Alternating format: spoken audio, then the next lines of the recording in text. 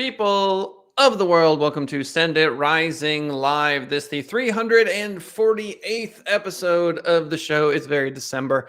I feel a little bit chilly. That's why I'm wearing this sweatshirt. If you're joining us live or if you are watching this after the fact on video on youtube.com/Send It Rising, you will see that there is wrapping paper immediately to my left. That's because I've been wrapping a number of gifts. Are you wrapping gifts? I know that you are. Did you know I got a gift in the mail the other day? It was an envelope. And I get a lot of envelopes, and I'm not always thrilled about them. Sometimes they're checks. Got a couple checks on my desk right now. Pretty excited about those. Anyway, opened up this particular envelope, and guess what it was? It's every business owner's dream letter. It's what they all want to see. It's, hey, look, I'm interested in buying your company, acquiring some of your clients, that sort of thing. This makes business owners feel warm and fuzzy. It's like warm eggnog, if that's what you're into. And ended up calling the dude who sent me the letter. His name's Link. And we had this great conversation. And then I realized that the whole mergers and acquisition strategy is a phenomenal, very interesting way of growing a company, developing relationships, etc. Because it's honest in the sense of like, yeah, I'm interested in sort of like getting some clients or potentially merging or acquiring your business. There's that. But there's also this sort of, I don't know, it's like, if you are a business owner, you get it. You're always curious about how much your business is worth. And anyone who has any interest in your business is always this sort of warm, fuzzy feeling. So, ladies and gentlemen, I can tell you he's brilliant. He lost some horses the other day. They weren't his horses. They were his neighbors. Welcome to the show, ladies and gentlemen, Link Moser. Hey, that's going to be one of the best intros I've had in forever, man. That's great. You set it up well. So how is it that you came to this? So there's a blog in the description on YouTube of how I came to acquire X number of businesses, right? Yep. Or that sort of thing. Do you want to start there? Like, where did this idea come from? What happened? Yeah. So, taking the Wayback Machine back to 1996, 95, that's when I got into web development, self-taught. HTML, coding it by hand like many people did, using dial-up to upload things, file transfer, FTP. And, that was great. Organic growth, that was, the model, and that's what I did. And it probably wasn't until, 10, 15 years later, one of my local friendly competitors, I know they've merged with another competitor. It just rolled their book of business over there. And they're just 30 minutes from me. I mean, why didn't they call me? Why didn't I have a chance to have part of that conversation? I don't know if they gave it to them, if they sold it, who approached who, but I became aware that I needed to be more proactive about those types of, I won't ever have a chance to have that conversation. So, I started sending letters out, just sort of like the one you sent, and nothing magical about it. Like many things in life, you just got to be consistent with it. And I've been doing that for years, on and on, so I have time to do. And it leads to conversations like the one we had, minus the horses. And sometimes it leads to another conversation. And it's really been a part of my growth strategy. Maybe not the only way to grow by any means, but it's one that I think many people, as you said in the intro, don't talk about or think about or know about. And it's been great for me. And I continue to send those letters out, have those conversations, and it does bear fruit. But like a lot of things, it takes a lot of work. There's a lot of conversations that don't go somewhere because timing is a big part of it. Yeah, that is absolutely true. It is. I don't know why I'm so obsessed with this idea of early retirement. I don't know what I would do in early retirement. Like if I had $3 million stacked away, I don't know, play a bunch of chess, that sort of thing. But what the letter does is it plays into that, whatever that is in the mind of most business owners, which is, how much is my company worth? Does anyone care at all? Like, could I potentially sell this thing at any point ever? And then they start thinking about like sandy beaches and cocktails and stuff like that. And so when you engage with them, one of the things I liked about your letter is you said, hey, look, like, I forget what the exact wording is. I don't. About like, I'm not trying to overpay for your business here. You know what I mean? It's not like I'm coming in with Right, like, you right. know what I mean? I'm not this gigantic. I didn't just win the lottery and I'm looking to sprinkle it around, right? Right. That's not what's happening. But if you're interested in like a sober conversation about the value of your business, I'm here for you. Let me ask you this. So I did talk to a business valuation company. He said 2.5, 2.5, maybe 3 times earnings for a company like mine. Does that make any sense, in terms of like gross revenue, or is that just like, whatever? It's in the range. You'll get a different number depending on who you ask, and it's unlike selling a used car or even a house for that matter. Finding comparables are hard, and even if you did, the intricacies of a business compared A to B is so much different. So I find business brokers that many of the ones out there work with all types of businesses and all kinds of industries. Some do specialize in internet businesses, and our agencies are a little unique. I mean, we're not really a SaaS company. I mean, some agencies might be that way if they have productized their business, but many of us probably are a little more like the advertising agency model. Some of us have more recurring revenue than others. Others are very much project based. I build websites. They come in, I build a website for a flat fee, and then I rinse and repeat. I mean, so they're all so different. So it's very hard to stick one number on it. And at the end of the day, like any asset, right, it's only worth as much as a buyer is willing to pay. And so I find that the reasons a seller would be considering a sale is far more of a factor to me if I'm going to get a deal done. And I don't want that to mean that they're desperate or it's a fire sale. It just means there's a motivation there. Are they serious? And do they know what they're going to do next? If you can't answer that, if you haven't thought about that, and if you haven't mentally latched on and gotten jazzed up about that next step in your world, then our conversation is really just going to be about, can I offer you enough money to push you off the post? And 99% of the time I can't, because I don't, as I said in the letter, I don't want to overpay. I don't want to be, so if someone else will always pay more. So if you are all about the money, you got to look for that person.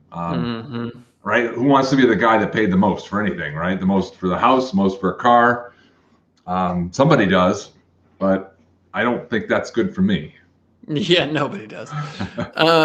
Yeah, it is fascinating how that works. And, there's this model in real estate where they send out, we'll cash buy your house, right? And then they're Yep. looking for people that are willing to sell for less. I have no frame of reference with these business brokers at all, and whether or not they can come through on like an agency. Why do I think agencies, like in my head, 3 times earnings, like has some dollar figure attached to it?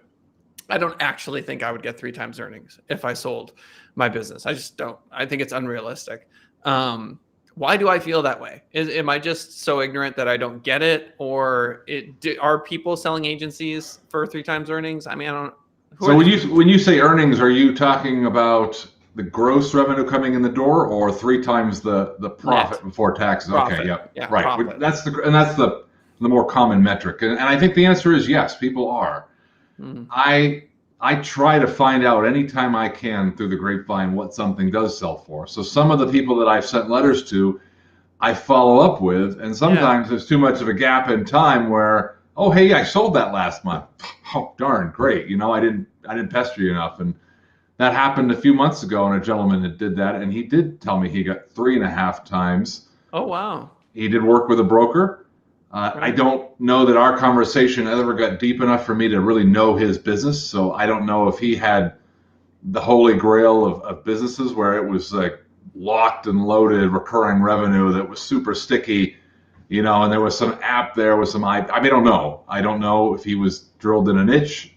Right. I will tell you that the bigger the company gets, usually the more that multiple could be. So isn't that wild? yeah. I mean, if he had say 500, 600,000, 700,000 a year in profit, then yeah, maybe it was all recurring, and then yeah, sure, probably that could be 3.5 times. Well, then you got to wonder too. It's like you really got to be old and not want to do it anymore. Because if you're making $500,000 a Right. year, Oh, here comes Lisa. That's so funny. It's my aunt Lisa in chat. She writes, I would imagine a lot of boomers want to consider selling their businesses. Boomers, Lisa. She can say it because she's a boomer.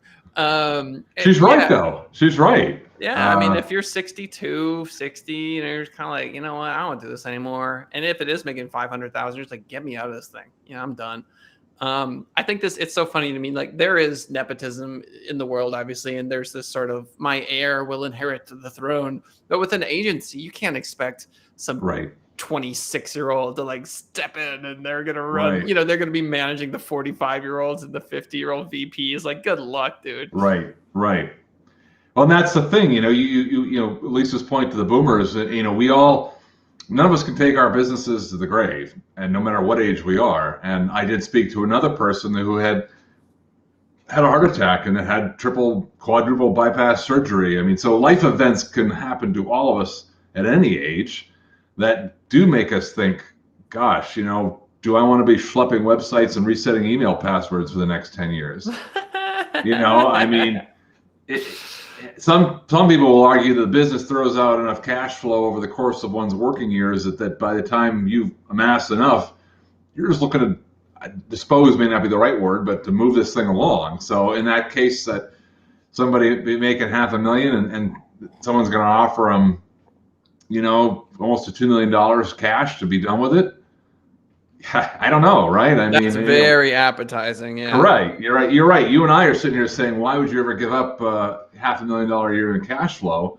Yep. And I'm not at that age point. I mean, I've got kids in college and down the road, so I'm, keep the cash machine running. I mean, unless that number is such enough that you wouldn't have to work again, like you said, but for most of us with small agencies, that's never going to be the case. And most of us are very intertwined enough with our business. I always ask the question, how long can you disappear from your business or go on vacation before, something happens?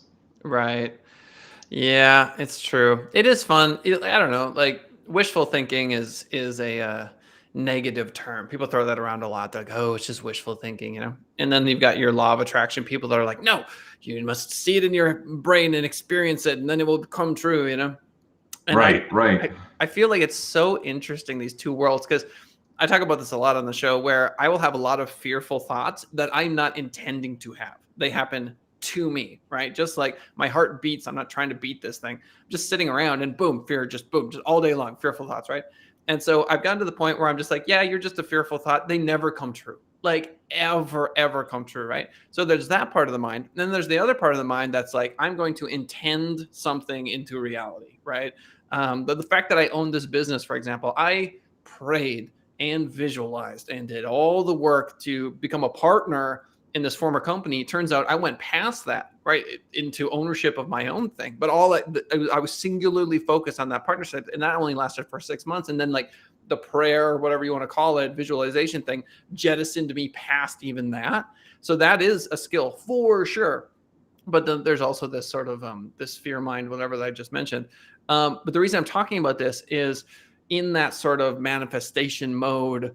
I do that all the time on the mergers and acquisitions front. I'm always like, how much is it worth? I'm so curious. Like, and I think a lot of business owners play that game because they look at their business as an asset, but it's so different from real estate, right? Mm-hmm. It's so different from a car. There's no blue book. It's like, who are these people going around buying these? That's why it's such a fascinating conversation to me, because you live in this world all the time. So I don't know. I mean, do you find anybody in their 30s and 40s that sell and get out and just like take a day job? I do. So my acquisition history is not long and lengthy, but they've all been different. Some of them have been boomers. Some of them have been spin outs or carve outs. So a company may be carving out a book of clients because they're going in a different direction strategically. People are changing industries. So one gentleman was changing industries. It's all different reasons. Some people are burned out. Some people feel that a lot of these companies are one-person shows, and so very hard for one person to have all the skill sets. I mean, I look at it as a way to acquire perhaps a skill set or talent or employees in places where I have a deficit in, either personally or in my own wheelhouse. So, if you're strong on web dev, here's a social media company that brings some more offerings, or an SEO, or a branding and creative. I mean, there's always to structure that. So I do see people that are in the 30s and 40s, probably more the 40s and 30s, because 40s might be maybe a little more mid-career for some, or maybe they've built something, or burnout is a factor, right? If you've been in anything 20 years, you may have been a little tired of some aspects, unless you just totally get up every day and just love it. Mm-hmm. I think it's human nature, right, to desire and quench some different things and changes. And when you start feeling like half of your life's behind you, you look in the mirror and say, do I want the final half to be exactly like the past, doing the same thing every day, or is there something I've always wanted to do, like playing the guitar, or cooking, in a restaurant? Who knows, right? Right. I think Chippendale. Yeah. I think most people fall in like the male stripping category at that point. Yes. They just go full Chippendale. Yep, that's right. Right. In their 40s. That's what right. I hear. That's what I hear. You hold it off long enough, you say, what the heck, right? I'm going to do some sit-ups. I'm going to do some sit-ups. That's right. So Link gets it.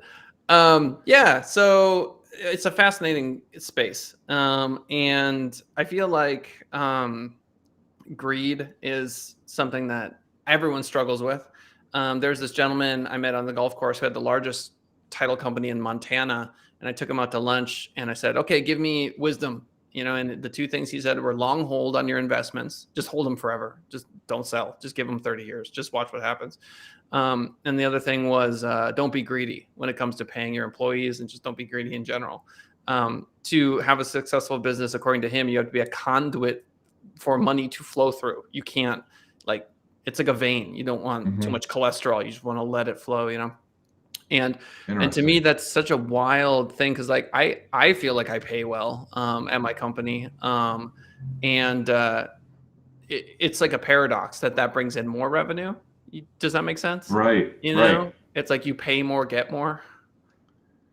Well, then you talked earlier about assets, and these businesses don't have hard assets. Your assets could walk right out the door at 5 o'clock, whether that be the client or the staff. So what you're investing in is cash flow, but what you've got to retain is the relationships, and that's where the risk is.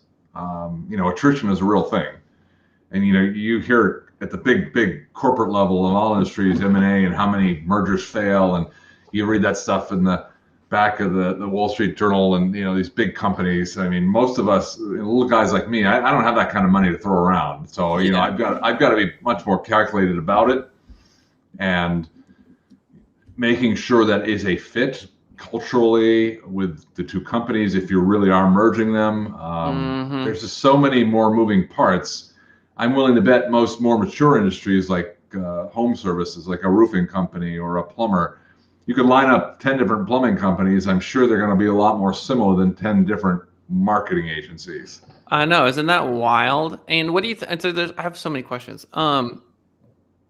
What do you think about month to month versus contract? As a, you know what I mean? Like if you are looking at purchasing a agency and they have year-long contracts, are you happier about that, the month to month, or not? I think it depends how we define contract, right? If it's a payment term, that's not really a contract. Truly, if it is contractual recurring revenue, then that definitely has more value.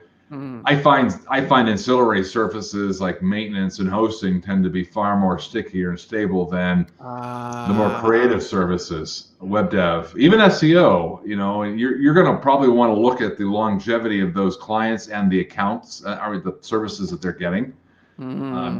So even if you had hosting clients that were paying monthly, but you could show that the bulk of these have been there for 5+ years, well, that's far more stable than annual revenue where they've only been on for 3 months into the first year. I mean, right. That's so true. I didn't think about that. I mean, selling a business, that's got to be sort of it's like an audit almost. It feels like you're being audited. It really is.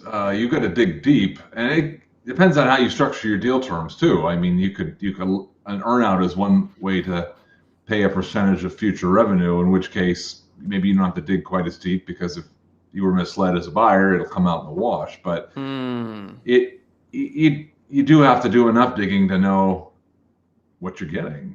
And how do earnouts get structured?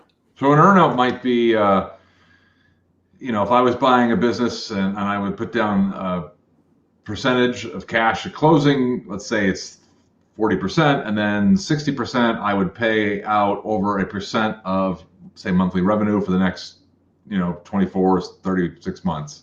Mm. So it might be, say, 30% of whatever comes in the door from these clients goes to you, Mr. Seller or Mrs. Seller. And that way it's variable, right? So you are going to have an incentive to make sure that I'm the right fit for your company. You're going to have an incentive to make sure that we work together to transition these accounts and the team. And if everybody's selling growth too, when you're taking it over, the business is not usually doing this. It's flatlined or sort of slowing. So now that seller feels like you are bringing the new energy to the table. They're excited. You're going to be able to, double my hosting fees because I haven't changed them in 15 years, and you'll be able to sell SEO to everybody at $1,000 a month. Doing stuff that they couldn't do when they own the relationship. And it's I wish it was that easy, but it isn't. Right, of course not. But if you were to work together and in a perfect way do that, that person should also benefit from that upside with a true earnout. Now you could put a cap and a ceiling on either of those. But I personally like to keep it fair. So if there's no floor on the cratering earnout, there shouldn't be a ceiling on if we do work together and build this up. Right. But usually they're exiting for a reason. It's not to keep, being in sales. So you hear a different story on the front side than you do after you signed it's just like an interview. It's got to be. It is. You know what I mean? Oh, I have learned. We're going to work together. We're going to make this will be awesome. And then they just check out. Just 100% check out. Yeah. No, totally. I mean, it's natural. That's going to happen. It's senioritis is what it is. Remember that? Yes. From high school? Yes. Where you're just like, I'm done. This is, that's like right. that final semester where it doesn't even matter for college, like what grades you get, like doesn't, you've already been accepted to your college. Correct. Yeah. Like, what am I doing? As long as you don't burn the place down and they graduate you can coast. That's right. Yeah, fascinating. Because every article I've ever read, it says, "Oh, you better have contracts, otherwise there's no value." And I'm like, BS, It's total BS. It's so stupid because again, if I can show I've had this client for 6 years, is that more valuable or less valuable? It's just, I don't know how you would transition a team over. Like that conversation to me sounds crazy to go to staff and say, "Oh, by the way, don't go look for another job, but here's, there's some guy's going to come buy this. You want to meet him?" I mean, that just sounds insane to me. Like, how could you do that to these people that are working for you? They must be going like, "What are you smoking, dude?" That you think they might. Okay. They might. And how do you keep them? How do you retain them? I mean, you could get creative with employment contracts or some back-end bonuses as if there were key people there. Right. You might not merge the two companies. You might just run company B all by itself and just leave it with the same brand and the same name and not try to roll that into company A. Right. That doesn't confuse people quite as much. But those employees could walk out the door any day they want, right? Yeah, I mean, of course they could. you don't own people. You can't sell people. That's why I'm just saying, as a buyer, I would feel so terrified that would happen. That like these key people, they have the relationships, they do all the reporting, they do all the work, they have all the, it's all custom. You can take the clients and go right out the door. Yes, exactly. Like, they're just like, they're just calling them up, like on a Tuesday, just be like, "Hey man, like they're acquiring," you know what I mean? It's all hush hush, and then like, it just goes away because it's just relationships. Do people are they just more ethical than that? Are they just, how does that work? That's where I think personally I find comfort in some kind of earnout. So if you sell me something that's making $100,000 a year and it turns out it's only making 50, well, you're not getting as much. Right.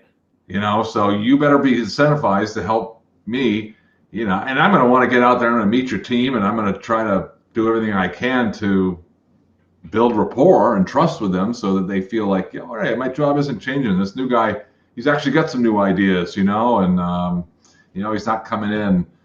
But sometimes some merger, if it truly was a merger, people might lose, right? You might have all the team you need, and somebody, you don't want the overhead of someone else's payroll because you've got enough capacity. You just want to buy their top line revenue and their clients, and And so, yeah, no, Link, I don't need your guys, no, don't worry about it. Because you're looking at that and saying, that expense is right out the door, so that's more profit for me. Right. That happens too. And I think, I personally feel like you should be upfront with what your plans are for a company when you're talking to somebody, because most people I talk to, they really care about the clients and their staff, as almost, if not more than the money sometimes. And they Oh, want to totally. Oh my make sure God. My people are taken care of. Yeah.